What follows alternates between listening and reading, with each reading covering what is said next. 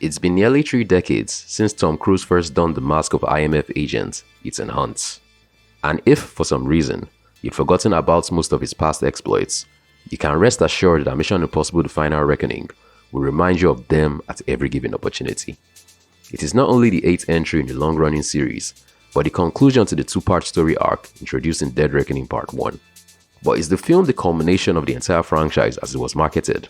Or is it merely leaning on nostalgia to help sell some tickets?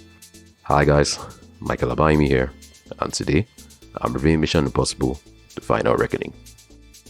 Set after the events of Dead Reckoning, the movie has Ethan and the rest of his band of IMF agents once again on the trail of a rogue AI known as the Entity.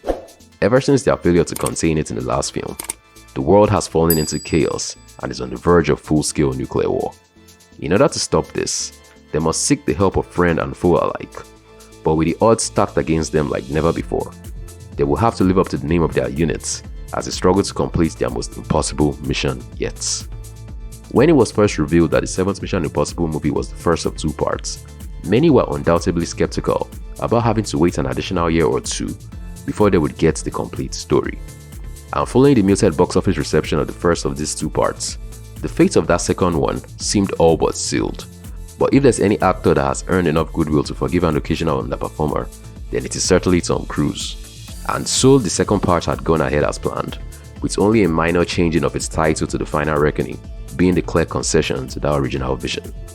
This was no doubt done to make the movie pass itself off as a standalone feature, but don't be fooled into thinking that knowledge of the previous film isn't required to make sense of this one. I'd even go a step further and say that basic knowledge of all the movies in the franchise is a requirement. Thankfully, the filmmakers themselves seem to know this, which is why they'd included numerous flashbacks to help give context to what was happening and how it's related to what came before. This was particularly necessary because of how intricately connected the various plot threads and characters were, weaving a complex web of a story that stretched all the way back to the 1996 original. But for all of its complexities and various twists and turns, I was still able to follow along without too much hassle, and I imagine most others would as well. One downside of that complex plot is how exposition-heavy it made the dialogue, so expect to hear more than a few characters launch into paragraphs worth of background information. The story itself is also what I would consider far-fetched and over the top, especially how we are meant to believe that entire nations could be so easily played like pawns by AI. Yes, I realize the irony of that statement, considering how social media algorithms currently shape the beliefs and values of people in societies today. But seeing it on this scale, as depicted in this movie, just felt too far from reality in my opinion. But aside from a story filled with twists and turns, the things these Mission Impossible movies are perhaps best known for are the various action set pieces. And I think that The Final Reckoning delivers some of the more creative ones seen in the franchise thus far. The knowledge that Tom Cruise usually performs as much of these stunts as is physically possible only adds to the thrill, so I found myself holding my breath while watching him dangling precariously from the flimsy frame of a biplane. The one stunt that held me on the edge of my seat the longest though was a prolonged set piece set to the bowels of a sunken submarine.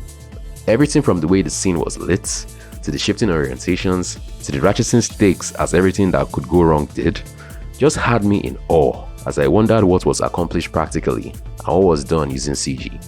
The sequence is certainly up there with the Halo jump from Fallout as one of the most awe-inspiring scenes in the franchise, and is another benchmark for action set pieces in general.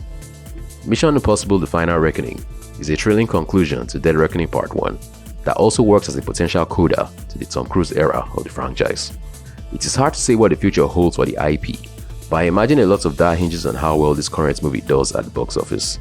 And while there is no denying that the movie lays it thick with the member berries, with frequent flashbacks and callbacks to previous movies, it at least does so with the requisite amounts of care and respect for those older films. I'll give the film an 8 out of 10. What did you think of Mission Impossible: The Final Reckoning? Let me know in the comment section down below. Don't forget to like this video if you enjoyed watching this review, and to subscribe to the channel with notifications turned on if you'd like to see more reviews like this in the future. And until the next one, this is Michael, signing off.